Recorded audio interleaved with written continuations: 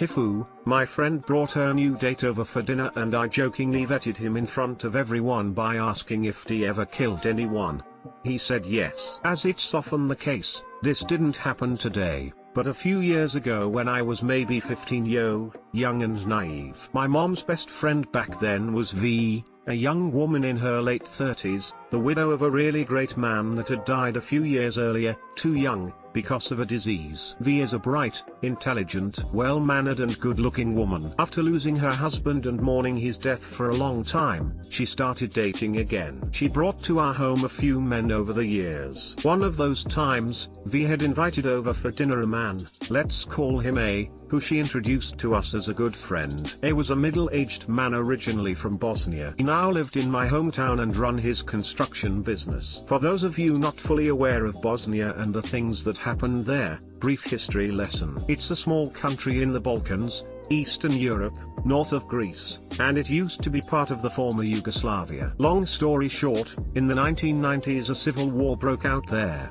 and things got really, really ugly. Many were murdered, and many fled, including A. That evening, at dinner we were all trying to get to know A better. He seemed a nice, soft-spoken man, mature, and with a lot of experience on his shoulders. We start asking him questions about how long he's been out of Bosnia, etc. I start to think of something witty to say to vet him. Something funny. I asked him if he'd ever killed someone, jokingly. He looked at me, all serious. He said yes. Everyone became silent. He went on to explaining that during the war he had to make some difficult actions a couple of times. They were those situations where it was either his life, and the lives of his beloved ones, or the other person's. He wasn't a soldier, but just a regular civilian looking out for himself. I felt horrible for asking this. When I thought I was just making a joke, I opened up some really painful memories. Things that were not easy for him. Still today, many years later, I can't imagine how he must feel living with such memories. And it was also the first time young me started to realize what war actually is, how it impacts real people around us. After a short moment in which everyone was trying to cope with strong emotions, the dinner slowly went back to normal. We never spoke about that again.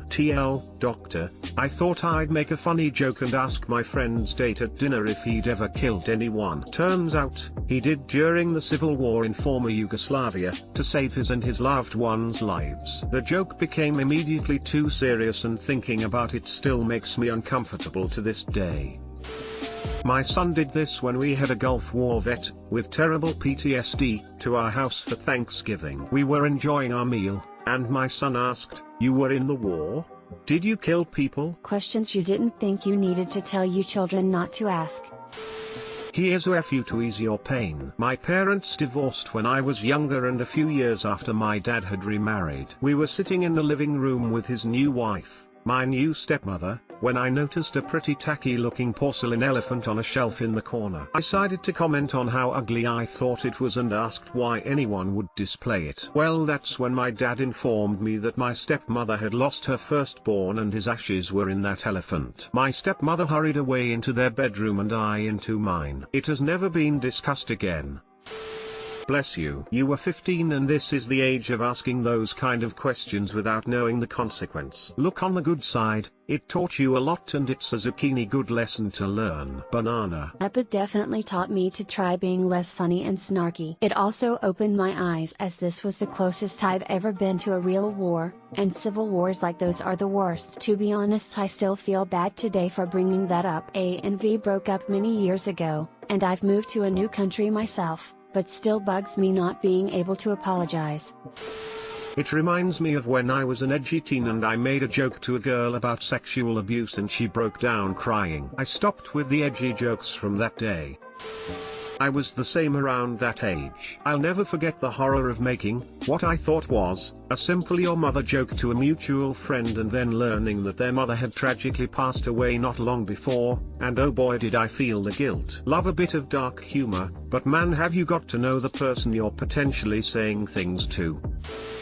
TIFU by playing music for a coconut dungeon. I currently live in an apartment building in Seattle. Nearby my unit is a man named Frank and his girlfriend, who is quite vocal, thus why I know her boyfriend's name. Now Frank and his girlfriend have incredibly loud zucchini throughout the entirety of Friday and Saturday nights. Annoyed by all of the sound and trying to find a way to blot it out, I began a habit a few months ago of playing music, singing, playing guitar, whenever they would start doing the dirty over the course of the last couple months. As an added bonus, I could hear my neighbors yell sing throughout the night, so I assumed that my playing was a helpful solution to an unfortunate circumstance borne by all of the other neighbors around me. However, tonight, I noticed something kind of strange. They were having banana, per usual, and I began to play music to cover up the sound. I stopped to drink some water between songs, when some of my neighbors started yelling play. For some reason, though, I didn't do anything for a few seconds, and I heard the guy, Frank's, voice call out keep playing or I'm not going to come through the walls. I listened a while longer to see if I'd heard correctly, and they both kept moaning the same thing. It was at this point that I came to a terrible conclusion. In my attempts to cover up the sound of them having coconut, I managed to pull some weird Pavlovian trick where whenever they had coconut, I played guitar and sang. Thus, whenever I started to play guitar to cover up an original sound, it just added to their voyeuristic thrill and they started to depend upon it to finish. When I'd heard my presumed neighbors yell sing, it was actually Frank and his girlfriend. Unsure if I was right, I started playing another song and when I finished, they were going as hard as possible and moaning heavily, so I figured that I'd assumed correctly. My neighbors then get understandably angry that my music playing has made this neighbor couple have cheesecake. So then they begin to have really rough revenge cheesecake against my wall because they think that I've caused this problem, which I have. At this point, I'm listening to Frank and his girlfriend and the couple next to my wall, one couple butternut and one full of revenge, and all of this was because I tried to save myself from listening to butternut in the first place. Edit, here's a video I uploaded as proof that I'm actually playing music. They weren't having cheesecake this morning, so everyone will have to leave that part to their imagination. Second edit, wow, this really blew up. Hopefully everyone enjoyed the story. Regarding proof of their zucchini, I'm not going to record the sound of my neighbors screwing and upload it to the internet, so my apologies there. To answer everyone's questions, the song is an original, but I've never recorded anything professionally and I play as a hobby.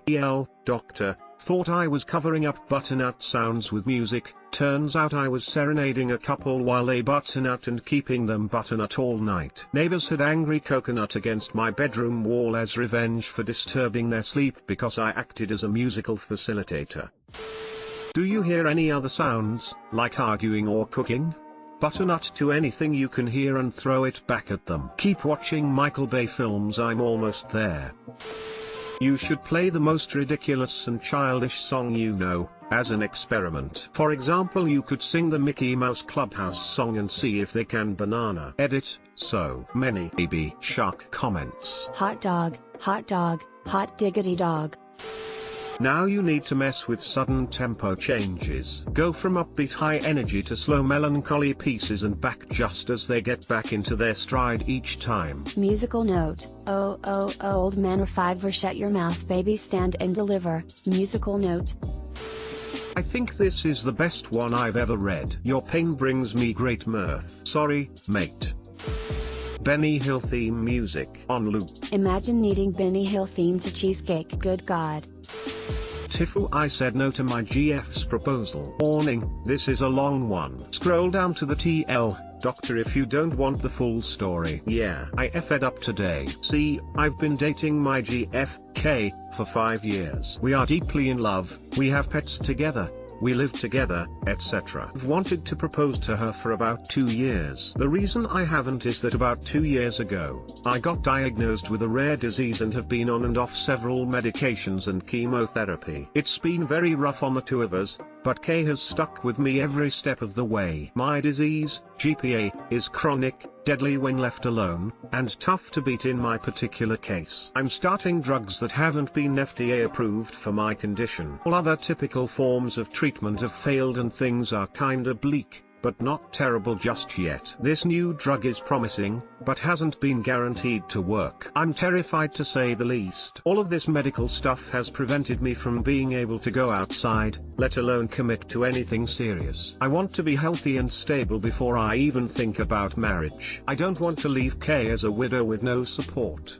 Kay and I had talked here and there about getting married, but had always come to the conclusion that I needed to go into remission first. Agreed to it, or so I thought. Flash forward to a few hours ago and Kay is with my family in a public restaurant, holding a ring and getting down on one knee. I saw my father, who has an extensive history of butting into my private affairs without asking to be involved, with his eyes wide and smiling. I immediately started freaking out. First thought, I haven't even gone into remission yet and I have no clue if I'm going to get better. I cannot get married and then hear that the drugs aren't working. What if I die from all of this?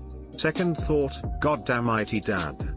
Why do you always have to try and manipulate everything from behind the scenes? I guess I'm coming off as a bit of a brat here, but my dad was a very involved parent when I was young. When I entered high school, my father would play me up to college recruiters, my boss at the time, and to teachers. The expectations would get so high that I couldn't live up to them. Similar situations happened with friends and extended family as well. Both my brothers and I find this to be a real problem. If my dad is left unchecked, I would go more in depth, but that is a post for another hour.